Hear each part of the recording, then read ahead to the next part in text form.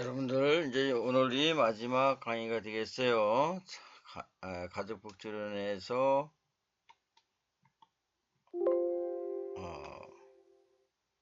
가족복지 실천 분야의 장애인 가족. 이게 이제 우리 교과서는 약간 좀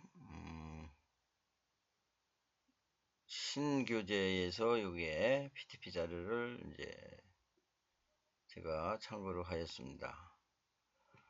그래서 오전에 강의를 올려야 되는데 오늘은 공교롭게 거기가 호원대학교죠. 호원대학교 4학년 졸업사진 촬영이 있기 때문에 참석을 해야 되기 때문에 거기서 참석하고 이렇게 늦게 강의를 올리게 됨을 여러분들에게 양해를 구하겠습니다. 이제 장애인의 가족에 대해서 한번 살펴볼게요.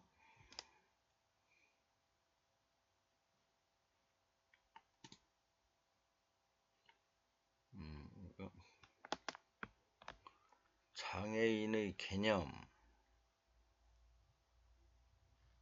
그래서 여기 보면은 장애인 복지법의 제2조에 신체적 장애가 있고 정신적 장애로 인하여 장기간에 걸쳐 일상생활 또는 사회생활에 상당한 제약을 받는 자라고 되어 있습니다.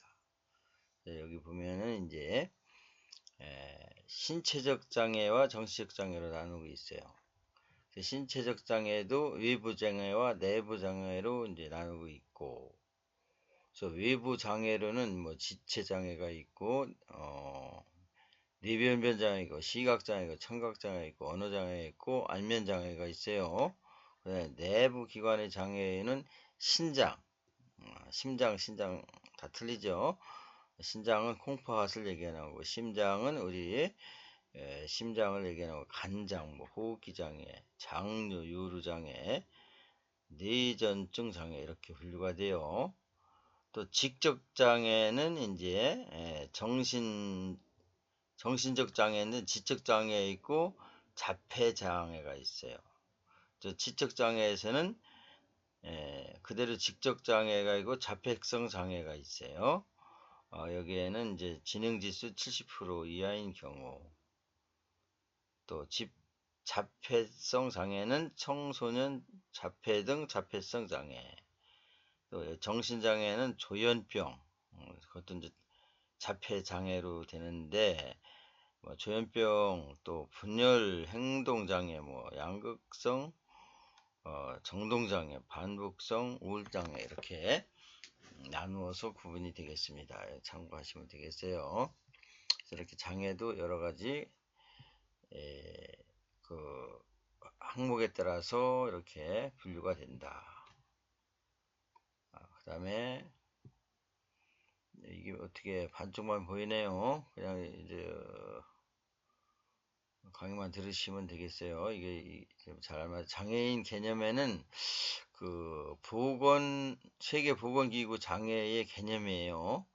세계보건기구는 WHO라고 하죠. 국제장애분류, 기능장애가 있고 생물학적 장애로 기능 감소를 가져준다는 영구적 또는 일시적 장애로 상태, 또 능력 장애는 인간의 정상적인 것으로 간주되는 범위 내 또는 그러한 방식으로 활동을 수행하는 능력의 제약의 결여, 또 사회적 분리는 선천적 또는 고령, 질병, 사고 등으로 인하여 신체적, 정신적 상태가 일시적 또는 영구적으로 손상되어 그 결과 독립생활, 교육, 취업 등의 저해되는 상태이다.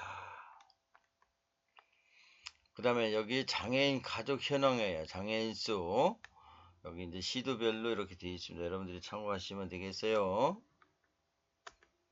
여기도 이제 장애인 1인 가구, 2인 가구 여기 자세하게 이렇게 되어 있어요. 여러분들이 이런 장애인 가구 총 장애인 수 이런 것들이 이렇게 정확하게 되어 있습니다. 여러분들이 잘 참고하시면 되겠습니다.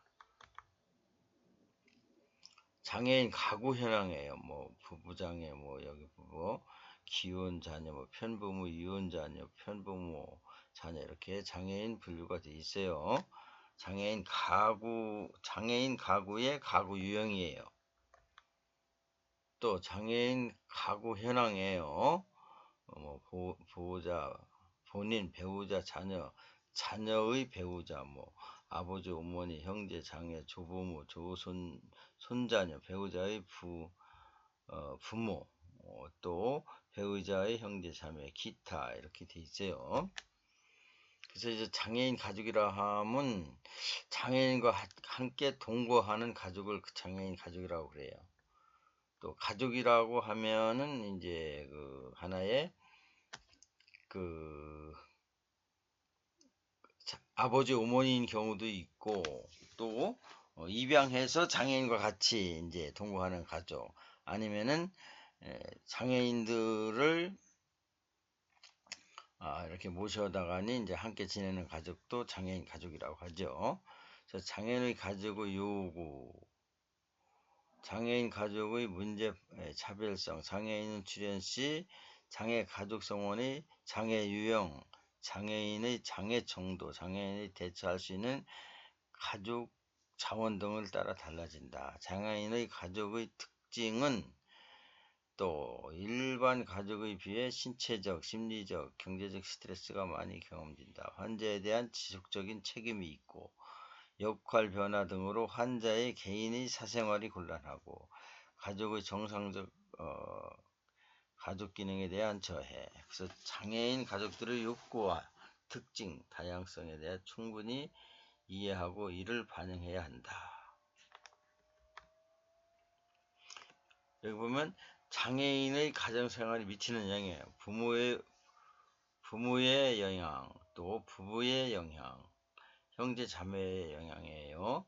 부모의 영향으로는 자녀의 장애를 확인하는 순간부터 자녀를 거부하고 죄책감, 자책감 느끼며 이는 다시 부모의 생활에 영향을 미친다. 1차 장애 노출의 상처를 받은 중북 장애아를 가진 부모는 2차 장애에 노출되면서 전문가의 거부를 당할 때 거의 불능 상태가 되며 아무 부가된 장애를 거부함으로써 오한을 받는다. 또 부부의 영향이에요. 장애인의 어머니는 모든 생활, 옷 입히기, 목욕시키기, 대소변 가리기서부터 장애 아동의 요구에 적응하기에 이르기까지 영원히 전문가로서의 역할을 담당한다. 고립된 심리적 부담감이 있다. 가족이 있는 가족은 이렇게 힘든 고통을 겪으면서 지내야 하는 그러한 부담이 있다는 거예요. 그러나 이것이 결코 개인만의 문제가 아니고 국가적인 차원에서 왜 국가적인 차원이 필요하나? 우리 인간은 인간다운 살 권리가 있기 때문에 장애인도 우리의 한 인간으로서의 국가에서 책임을 져야 된다는 거예요. 그래서 모든 국가에서는 제도적으로 가정에게 불편이 없도록 장애 돌봄이라든가 이런 구체적인 국가에서의 시책으로 정책으로 지금 많이 노력을 하고 있습니다. 그래서 심한 장애를 갖고 있는 부모는 40%가 부부 생활에 침해를 받는다고 느끼고 8%는 완전히 붕괴된다고 그러죠, 가족이. 그래서 아버지가 보다 융통적이고 양성적 역할을 지니고 재화활동에 참여하는 정도는 부모의 유대 정도가 전체 가정에 영향을 미친다. 형제 자매에게도 영향을 미치죠. 장애를 가진 부모는 장애에게 관심을 집중하기 때문에 비장애인에게 요구 지연이나 거부 생활에 대한 제약 압박, 또 비장애인에 대한 욕구 불만, 갈등 등이 양상되고 장애인 가족이 경험하는 갈등과 긴장, 그들의 상호작용의 대책, 폭넓은 이해와 실제로 도움을 줄 수 있는 방법을 모색한다. 또 여기 장애인의 가족은 유아기의 가족이 있고 학령기의 가족이 있고 청년기의 가족이 있어요. 유아기의 가정은 장애 유아의 발달 부정적 영향을 주는 부적절한 상호작용이에요. 첫째, 자녀의 정서적 분리와 분리로 인해 비탄에 젖어들기 쉽다. 둘째, 일부 장애의 부모는 정상적 상호작용을 거부한다. 안주하거나 만지는 것을 꺼리고 심지어 껴안아주고 싶어도 그렇지 못한 아동도 있다. 어떤 장애 가족들의 반대로 아동을 지나치게 걱정하거나 보호하며 나이보다 어리게 취급하는 경향이 있다. 또 학령기의 장애예요. 학령기는 12세 정도 그 학교 들어가기 직전을 얘기하죠. 그래서 장애 아동의 장애인으로서 확인되는 시기로 학교 생활에 적응에 상당한 어려움이 있다. 또래 아이들과 관계에서 적대의식, 소외감, 비판을 느끼게 되고 이로 인해 자아 개념의 손상을 초래하기 쉬우므로 장애 아동의 부모는 자녀의 궁극적 자아 개념의 발달에 관심되고 있다. 청년기의 가족, 성인으로서 전환기에 상당한 어려움을 다시 겪게 된다. 고용 문제, 독립생활, 사회적 상호작용의 문제, 미래에 대한 설계 관련, 장애인을 가진 자녀가 사후에도 상존할 것을 대비하여 누군가 그들의 책임을 져야 하는 문제 등에 봉착되고 있다. 또 여기 이제 장애아의 부모의 정서적인 적응이에요. 충격, 불안, 부정, 분노와 원망, 교섭과 현상, 좌절과 낙담, 장기적 소용, 충격, 불신, 부정이 있죠. 자녀 장애 사실을 알게 되면서 충격을 받고 또 아동의 특성을 부인하고 아동이 사라질 것으로 오인하고 수용적 태도를 경청하면서 이런 부모의 느낌과 경험이 정상적임을 이해시키도록 노력해야 된다. 충격을 갖게 되죠. 이게 그 사실을 알게 되면 그래서 왜 이러한 일이 나한테 이게 닥치나 이렇게 막 애도하는 경우도 있고 여러 가지의 반응이 나타난다. 그러나 이런 것들은 부모로서의 수용이 필요하죠. 수용하고 차분히 그 아이를 어떻게 대처할 것인가를 장기적으로 계획을 세워야 되겠죠. 이런 문제를. 또 분노와 원망이 있어요. 자녀 때문에 부모 자신의 개인적, 가정적, 사회적 목적에 방해를 받는다고 느끼면서 타인에 대한 분노와 적개심을 표현한다. 아동이 성취할 수 있는 과제로서 부모를 고무시키는 것이 필요하다. 또 교섭과 현상. 만일 내가 열심히 아이를 돕는다면 장애는 극복할 것이다라는 신념으로 상당한 노력을 기울이지만 결국 불가피한 사실임을 인정하게 되고 수용을 하지만 좌절을 겪는다. 모의 감정에 공감하면서 수용하고 그들의 감정이 정상적임을 알 수 있다. 그 다음에 좌절과 낙담이 있어요. 자녀가 상태가 별 전진을 보이지 못하면 무기력해지며 정상화로 치유될 수 없음을 인한 손실감으로 낙담하고 있다. 부모에게 전문 상담이 필요하며 메시지에 긍정적일 수 있도록 도와줘야 된다. 장기적 수용, 자녀의 장애 조건의 있는 그대로 수용하고 적절한 효율적 방법을 얻기 위해 노력해야 된다. 새로운 지식 획득, 생활 양식 변화 등을 모색한다. 실질적 기법을 훈련하여 부모를 강화하거나 아동 상태를 진전이 보일 때 부모를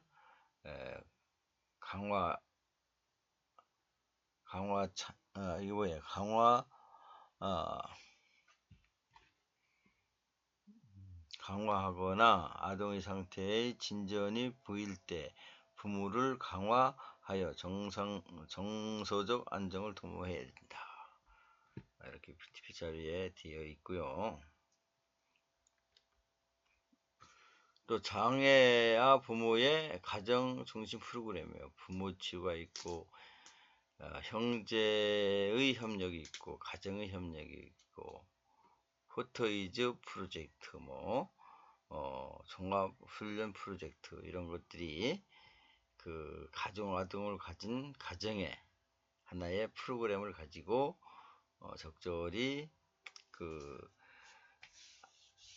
장애 부모로서의 그 일상생활을 하는 것이 좋다. 이러한 프로그램이 있다. 기억하시면 되겠어요. 그래서 여기 보면은 부모 치료는 부모가 가정에서 조화를 이룰 수 있도록 장애 문제에서 발생할 수 있는 문제들을 조절할 수 있도록 도와주는 것이다. 부모가 자녀의 행동을 완전히 이해하고 그 영향력을 인지하도록 치료 노력과 훈련이 필요하다. 이런 것들이 있죠. 형제 협력. 형제가 부모와 일관된 행동 계획도 참여함으로써 효과가 상승 기대를 가지고 있다. 훈련을 통하여 부모와 장애 형제와의 원만한 상호작용을 도모한다. 그래서 여기 가정협력은 교사와 학교 수업이 연속성상에서 아동의 가정에서 실천할 수 있는 과제가 제시해야 된다. 진보된 행동의 상호 협력적 기회를 제공해야 된다. 포테이즈 프로젝트는 행동 수정 기법을 사용하여 자녀를 지도하도록 부모를 교육시키는 것이다. 신생아가 6세 사이에 행동장애, 정신적 장애, 지적 장애, 신체적 장애 및 문화 실조 자녀가 있는 부모에게 아동의 발달 단계에 따른 효력을 학습 지도 방법과 보상 방법, 행동 관찰, 행동 기록법 등으로 훈련을 시킨다. 이렇게 되죠. 종합적 훈련 프로그램은 출생 3세 사이에 장애아, 특히 신체 장애를 훈련시키도록 그 부모를 교육시키는 것이다. 부모는 적합적이고 직접적이고 적극적인 참여로 인해 아동에게 각 영역의 발달을 촉진시키는 것으로 해야 된다. 이러한 프로젝트가 있다. 또 학교 기관 중심의 프로그램에 장애를 위한 학교나 기관의 부모가 참여하는 것이다. 그래서 부모의 참여의 장점은 첫째, 부모가 교사에게 유용한 인적 자원이 될 수 있다. 따라서 더 개인적이고 개별화된 프로그램을 할 수 있다. 둘째, 부모 참여는 부모와 교사 간의 관계를 밀착시키므로 프로그램의 효과를 높인다. 셋째, 부모가 학교 아동에 참여함으로써 자녀 발달에 직접적 기울일 수 있다.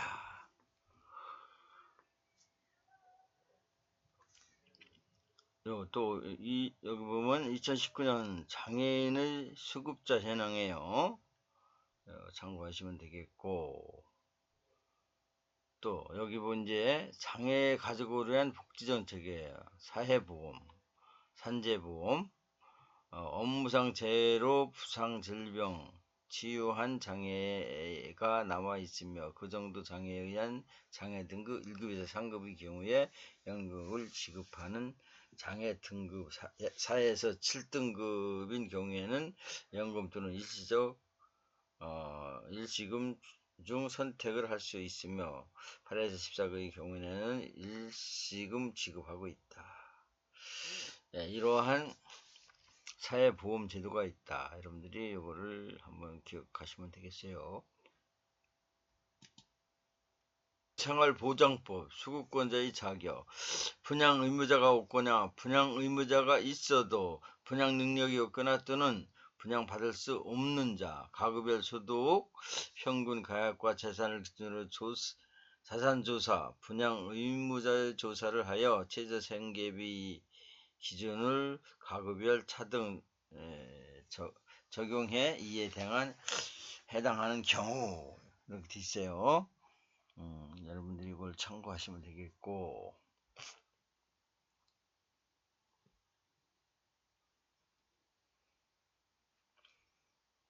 여기 또 장애 수당이에요. 기초생활 수급자 및 차상위 계층 장애인에게 장애로 인한 추가 비용을 보전하기 위한 수당 지급 대상 국민기초생활법에 의해 수급자 차상위 18세 아동의 등록장애인, 또 국민기초생활보장법에 의한 수급자 보장시설 입소장애인 등이 있다.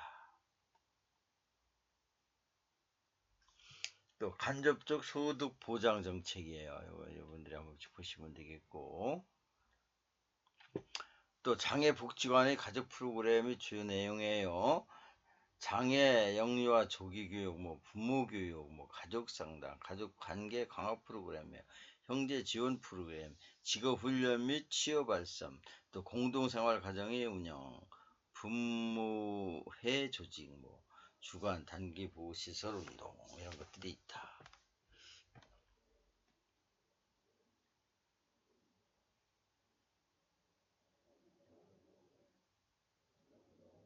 예.